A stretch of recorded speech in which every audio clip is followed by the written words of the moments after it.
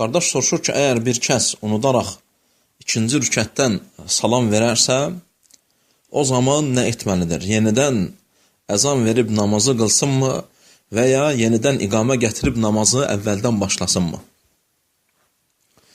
Bilmək lazımdır ki, qardaşlar, əgər insan qıldığı namazda istər bir və ya istər iki rükət unudarsa, əgər namazın əsnasında salamdan öncə onu xatırlayarsa, insan qalxaraq təkbir gətirər, namazdan çıxmadan və salam vermədən və qılmadığı rükətləri qılıb tamamlayar, ondan sonra isə iki səhv səcdə edər. Yox,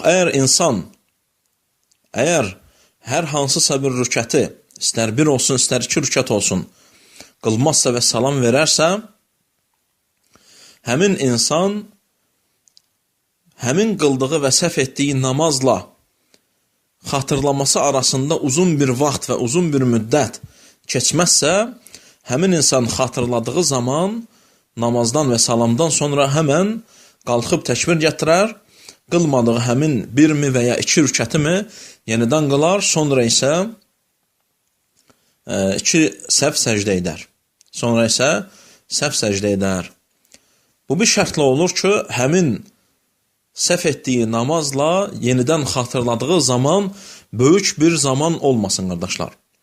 Necə ki, Müslim rahiməhullah Abu Hüreyrədən, radiyallahu anhudan rivayət etdiyi hədisdə deyir ki, Muhammed sallallahu aleyhi və səlləm bizimlə namaz qıldı.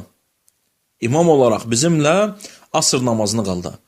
Sonra isə iki rükətdən sonra salam verdi.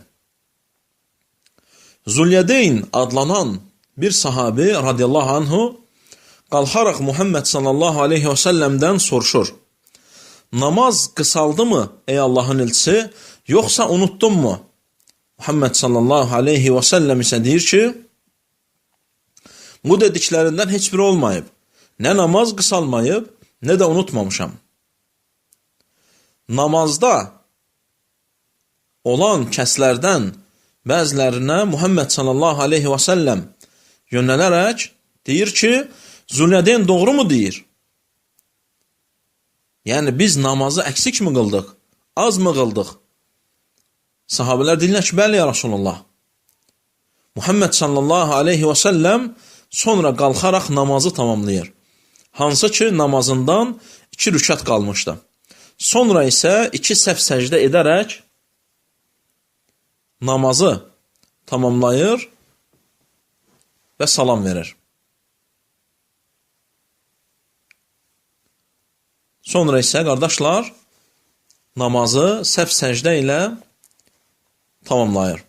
İmam Malik rahiməhullah deyir ki, qardaşlar, kim iki rükət namaz qılarsa, dörd rükətli namazı və unudarsa, salam verərsə, hətta çevrilərsə namazından və az bir şey, xəfif bir şey danışarsa və söyləyərsə belə, həmin insan xatırladıqda və yadına düşdükdə qalxaraq namazını tamamlamalıdır. Təkbir gətirər, namazını tamamlayar.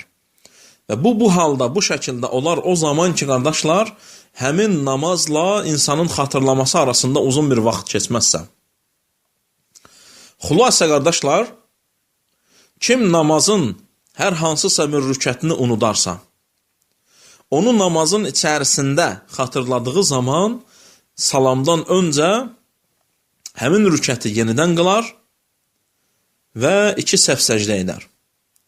Salamdan sonra xatırlayarsa isə təkbir gətirər, qılmadığı və unutduğu həmin rükətləri qılar, sonra isə səhv səcdə edər.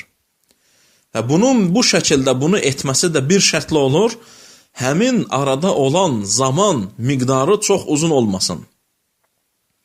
Çox uzun olmasın.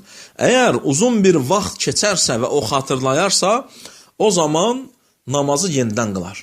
O zaman həmin insan namazı yenidən qılar. Allah daha gözəl bilir.